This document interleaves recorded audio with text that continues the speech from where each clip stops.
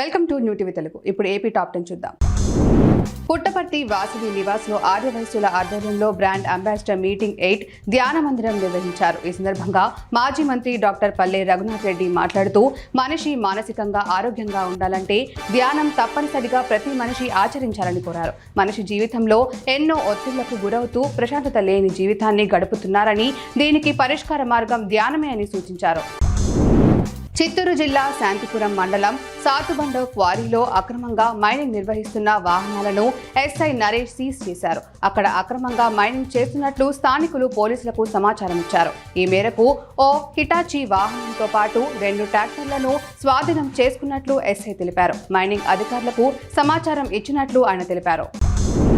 ప్రతిపాడు నియోజకవర్గంలో త్రాగు సాగునీటి సమస్యలను శాశ్వతంగా పరిష్కరిస్తామని కేంద్ర కమ్యూనికేషన్ సహాయ మంత్రి పెమ్మసాని చంద్రశేఖర్ అన్నారు. కాకుమానులో కూటమి శ్రేణుల ఆత్మీయ సమావేశంలో ఆయన మాట్లాడారు. వచ్చే ఏడాది ఖరీఫ్ సీజన్ ప్రారంభంలోనే కాలువల పూడికి తీత సమస్యకు పరిష్కరించి సాగునీరు అందజేయటమే కాక ప్రతి గ్రామానికి త్రాగునీరు అందిస్తామని హామీ ఇచ్చారు. ఎమ్మెల్యే బూర్ల రామాంజనేయులు పాల్గొన్నారు.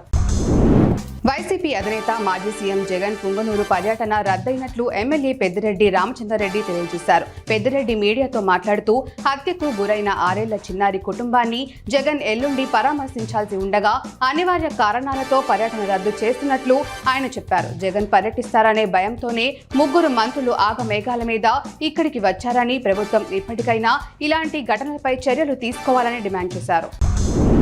స్వాగ్ చిత్రం విజయోత్సవ ర్యాలీలో భాగంగా చిత్ర యూనిట్ ఏలూరులో సందడి చేశారు. ఈ సందర్భంగా సినిమా ప్రదర్శితమవుతున్న థియేటర్లలో హీరో శ్రీ విష్ణు, హీరోయిన్ దర్శకుడు హతీష్ గోలి ప్రేక్షకులతో తన ఆనందాన్ని పంచుకున్నారు. హీరో మాట్లాడుతూ తన ప్రతి సినిమా ప్రమోషన్ కి ఏలూరు వస్తానని, ఇక్కడి ప్రజలు తనను ఎంతగానో ఆదరిస్తారని, స్వాగ్ సినిమాను ఇంత పెద్ద హిట్ చేసిన ప్రేక్షకులకు కృతజ్ఞతలు తెలిపారు.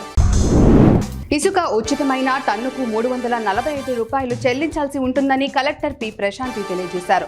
రాజమండ్రిలో ఆమె మీడియాతో మాట్లాడుతూ 345 రూపాయలు అనేది ఇసుక తవ్వకాలతో పాటు స్టాక్ యార్డ్ తరలింపునకు అయ్యే రవాణా ఖర్చులు మాత్రమే అని అన్నారు. వసూలు చేసిన నగదును రవాణా ఖర్చుల రూపేణా ఆయా వాహనదారులకే చెల్లిస్తామన్నారు. తవ్వకం కోసం వసూలు చేసిన మొత్తాన్ని బోట్స్మ్యాన్ సొసైటీల ఖాతాలో జమ చేస్తామన్నారు.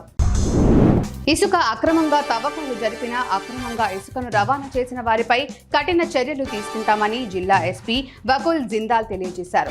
జిల్లా పోలీస్ కార్యాలయంలో మీడియాతో మాట్లాడారు. పోలీసులు, రెవెన్యూ, మైనింగ్ అధికారులతో జిల్లా స్థాయి టాస్క్ ఫోర్స్ ను ఏర్పాటు చేస్తున్నట్లు ప్రకటించారు. అక్రమ మైనింగ్ రవాణాపై నిరంతరం నిఘా వ్యవస్థను ఏర్పాటు చేశామన్నారు.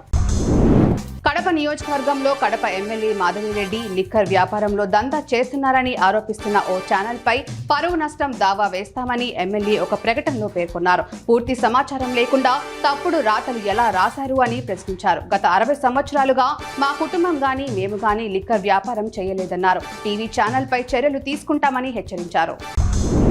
నెల్లూరు జిల్లాలో గౌడ కార్మికులకు సంబంధించి మొత్తం 23 షాపులను రాష్ట్ర ప్రభుత్వం కేటాయించిందని, వాటిలో కేవలం గీతా కార్మికులు మాత్రమే టెండర్లు వేసి దక్కించుకొని నడుపుకోవాలని సర్వేపల్లి ఎమ్మెల్యే సోమిరెడ్డి చంద్రశేఖర్ రెడ్డి పేర్కొన్నారు. నెల్లూరులో మాట్లాడుతూ ఈ టెండర్ల ప్రక్రియలో రాజకీయ నాయకుల జోక్యం ఉండదన్నారు. గౌడలకు కేటాయించిన షాపులకు సంబంధించి గీతా కార్మికులు నిర్వహించుకోవాలన్నారు. చిత్తూరు జిల్లా ముస్లిం ఐక్యవేదిక ఆధ్వర్యంలో ముస్లింలు భారీ ర్యాలీ నిర్వహించారు. ఈ సందర్భంగా చిత్తూరు దర్గా సర్కిల్లోని బిఆర్ అంబేద్కర్ విగ్రహానికి పూలమాల వేశారు. అనంతరం ముస్లిం మత పెద్దలు మాట్లాడుతూ వర్క్ బిల్లును కేంద్ర ప్రభుత్వం వెంటనే రద్దు చేయాలని కోరారు. ఈ కార్యక్రమంలో చిత్తూరు జిల్లా ముస్లింలు పాల్గొన్నారు.